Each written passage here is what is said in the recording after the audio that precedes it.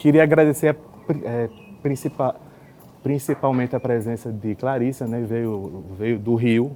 Agradecer também ao Lei, né? A Vitória, ao Juliano, né? Quem, né, ajudou aqui a gente, né? E vocês que, né, estão aqui recebendo a gente nesse esse livro. Ele tem 25 anos de trabalho, né? Ele foi construído na pandemia, através de um processo de entrevistas. Então, na pandemia, eu encontrava Clarissa, né, online e tal, e a partir dessas entrevistas, né, a gente foi construindo o livro. Né? Obrigada por estarem aqui nesse sábado tão bonito. Como o Bruno falou, a ideia é apresentar um pouco, né, do processo do livro, enfim. O livro é resultado, acho que, enfim, da nossa amizade de muitos anos, 15 anos talvez, por aí, né? Enfim, que eu conheço o Bruno há muito tempo. E nessa trajetória, a gente sempre conversou bastante, né? Colaboramos algumas vezes, mas sempre ficou um pouco o desejo de fazer um mergulho mais profundo, assim, principalmente porque temos perspectivas bastante diferentes e divergentes sobre arte também. Pouquinho só. Um pouco. E isso é muito bom como processo de reflexão crítica, né? E a gente sempre teve esse desejo, então, de olhar com mais profundidade a partir das nossas perspectivas singulares e múltiplas para a obra de Bruno. A gente começou a fazer esse livro... 2 anos e meio. 2 anos e meio, um pouco depois 2019. do lockdown. Começou assim, né? O lockdown, a gente ia aí, né? A gente O que é que a gente faz? Exato, aproveitou o ensejo para fazer essas sessões de conversa que foram acho que gravadas 16 entrevistas, 16 algo assim. 16 entrevistas, 56 horas de... Quase 60 horas de conversa. Foi um processo muito interessante, né, que Bruno se dispôs a, digamos assim, revisar o trabalho dele, todos os arquivos, enfim, encontrar os materiais, abrir os arquivos, buscar as referências que já haviam se perdido por alguma razão, né, da vida. E a gente foi, enfim, esmiuçando isso juntos e construindo mais do que só um livro, eu acho que uma possibilidade de leitura, né, para a obra de Bruno, assim. Acho que, no final das contas, é meio que para isso que serve fazer um livro, né? É você, de fato, elaborar uma chave de leitura, uma entre muitas possíveis, né? A obra de Bruno, ela é bastante vasta em interesses e repertórios, então daria para fazer pelo menos uns 4, eu acho, livros diferentes, com abordagens distintas. Então, essa é uma das abordagens possíveis, mas foi, ao mesmo tempo, a que foi se consolidando nessa nossa troca de mais de um ano, eu acho, né? De uma frequência de conversa, né? Então, o que é importante aqui né, nesse livro é o processo, né? E esse processo foram as entrevistas. Então, na pandemia, na sexta-feira, eu tinha um horário para encontrar Clarice e era assim, sei lá, vai sair um episódio, sabe, que eu vou assistir, era meio isso, assim. Então, eu queria que chegasse logo a sexta-feira para a gente conversar. E foi um processo meio psicanalítico, né? Porque a gente foi buscar no passado, né? Qual é a motivação de ser artista, né? Para que você está fazendo isso, né? Isso é importante, né? Porque o sistema e o mercado, uma hora ele vai cegar você e você vai esquecer por que você começou a fazer isso, né? Então isso foi, né, importante.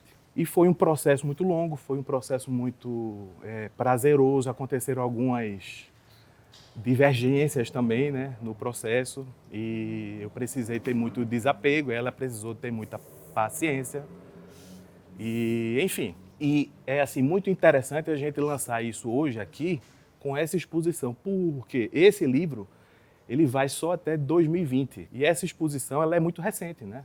Ela está aqui. E o que está aqui é completamente diferente, quer dizer, não é tão completamente assim, mas é muito diferente do que está aqui. Então, essa exposição, ela é o resultado desse processo de se mergulhar em 25 anos de trabalho, revisitar, né? E isso me transformou muito. E a transformação está aqui dentro. Então, foi, sabe, muito bom a gente conseguir casar. Não sei quando é que eu vou conseguir novamente juntar né? E isso foi assim muito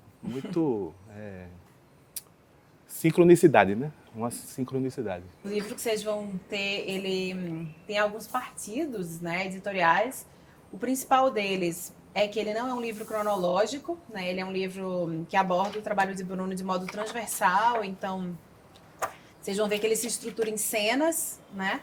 É um texto que vai percorrendo quase todo o livro, né? Nessas várias cenas, que são cenas que vão, enfim, tem um texto, né? Com um determinado assunto relativo àquele capítulo, com imagens de referência, né? Que estão sendo discutidas na cena. E depois a gente tem sempre um caderno de imagens com, de modo geral, obras de Bruno ou materiais de arquivo que tem a ver com a referida cena, né? Páginas de caderno, enfim. E esses, tanto o texto quanto os cadernos de imagem vão e vêm nessa trajetória, né, de Bruno, não segue nenhum caráter serial, né? Não é por séries, nem é cronológico, né? É uma costura, né, por entre questões e interesses do artista que aparecem em diversos momentos da trajetória e que são aqui articulados nesse texto. E assim o livro vai se fazendo. Além desse texto, né, desse ensaio que eu produzi, o livro tem também uma entrevista, que está em algum momento, mais para cá. Nessa entrevista ele também vai tratar um pouco das experiências pessoais dele, né, das várias, enfim, caminhos de práticas espirituais ao longo da vida dele. E por fim, que aí tem a ver com o que eu vou contar sobre a abordagem do livro, tem um texto do mestre de Bruno, que é o Shunichi Yamada. O Bruno vai poder contar um pouquinho também, que é um artista japonês que morou por alguns anos em Recife, na virada aí dos anos 90 para os anos 2000, né? Ele chegou nos anos 90? Foi de 98, 98. Né? Ah, 2001, não é isso? E é um artista Valeu, meu com rei. o qual Obrigado. Bruno e outros artistas de Recife estudaram. O encontro com esse artista japonês traz para o trabalho algumas características marcantes, assim, que foi um pouco o ensejo, enfim, conceitual da abordagem do livro. O livro se chama A Persistência da Luz, né? Tá aqui o título. Porque o nosso grande assunto do começo ao fim do livro, né, é a luz na obra de Bruno, né? Pensando que nós somos do Nordeste, né? E o Nordeste é essa região próxima, né, entre os trópicos, e, portanto, uma parte especialmente iluminada, né, do Brasil. Está aí o Ceará para provar que não existe, né, que basicamente o sol nasce e se apaga como se apertasse um interruptor, né, muito rápido. A gente está falando de uma condição atmosférica de luz extremamente contrastada, saturada, né, muito branca, que para quem pinta, historicamente, foi uma grande questão, né, para os pintores. E um dos principais assuntos da chamada arte moderna do Nordeste do Brasil, né? Assim, nessa distinção entre uma arte moderna produzida no Brasil a partir de uma perspectiva, de fato, local ou nacional, né? Que tentava não só ficar replicando modelos, cânones europeus e tal. A luz foi central, porque ela demandava um outro repertório, né, de pintura, rever certas convenções. E, ao mesmo tempo, era um convite para se relacionar com a paisagem e, portanto, com a sociobiodiversidade desse país, né? Então, a luz é uma questão da maior importância e que acabou produzindo artistas, ao longo de todo o século, muito luminosos na sua paleta, né? Tem alguns artistas muito importantes, né, no contexto do Nordeste, como Raimundo Sela. Eu citei muito Raimundo porque ele vai para a praia pintar no litoral, né? Então, assim, no sol, né? Um artista que vai, de fato, enfrentar esse céu branco, né? Quase assim a continuidade da areia branca com o céu branco, assim, né? E como que isso produz um desafio para a pintura. E Bruno, né, que está nessa tradição, enfim, que, como, claro, é um artista do mundo, mas ao mesmo tempo com raízes no Nordeste, ele vai ter uma pintura bastante sombria. Então a gente começou a pensar o que é isso, assim, qual é que luz é essa em Bruno, porque o trabalho dele tem muita luz, né? Mas é uma luz que basicamente surge na persistência, né? Ela tem que vencer a sombra, vencer o breu para se fazer. E isso, tecnicamente, né, Bruno inventou vários recursos que têm a ver com apagamento, com usar borracha, né? Enfim, com o projetor, com a folha de ouro, um tanto de recursos que aparecem na pintura dele, para ir, de alguma maneira, endereçando essa relação entre sombra e luz e fazendo a luz ser algo que precisa ser conquistada, sabe? Ela é aquilo que é conquistado, que permanece diante de uma primeira abordagem que, de modo geral, é uma abordagem da sombra, né?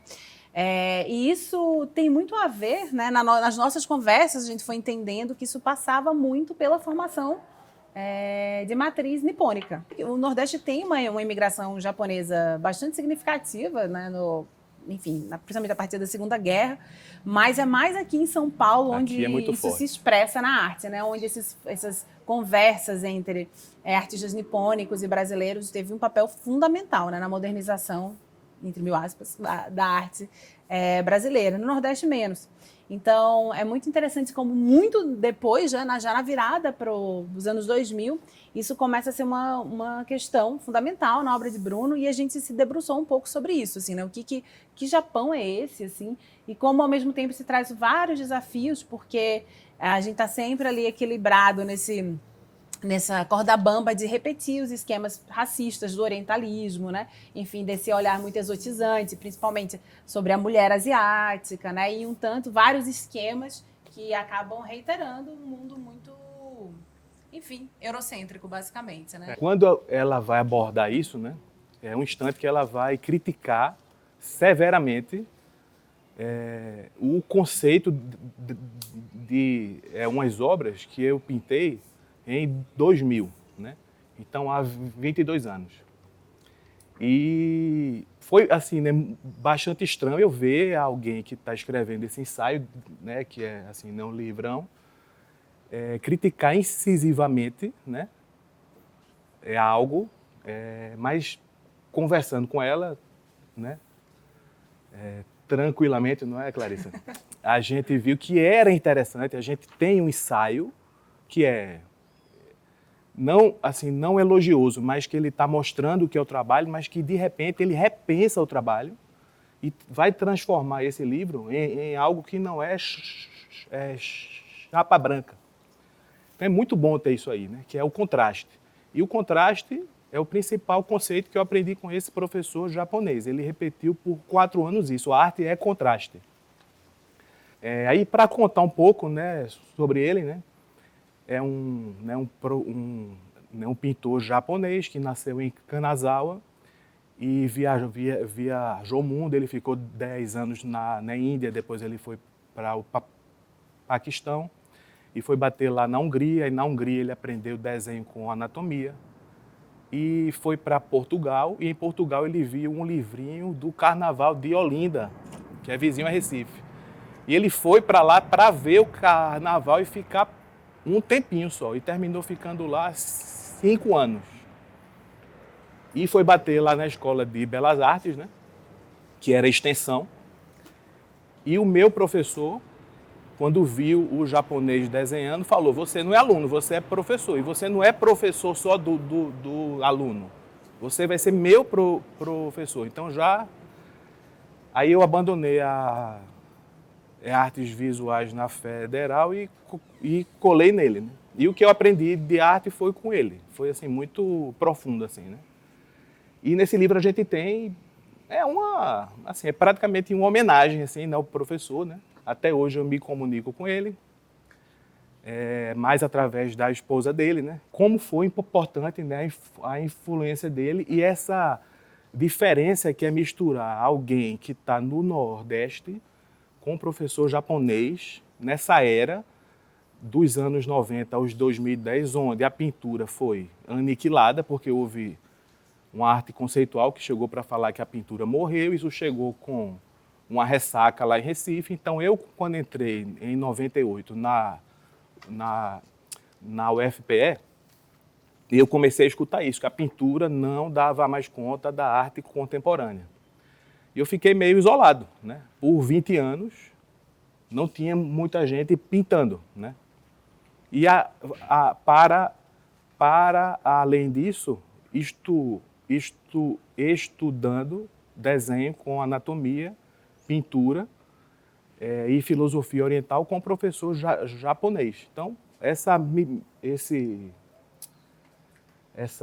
como é o nome disso? A amálgama, né?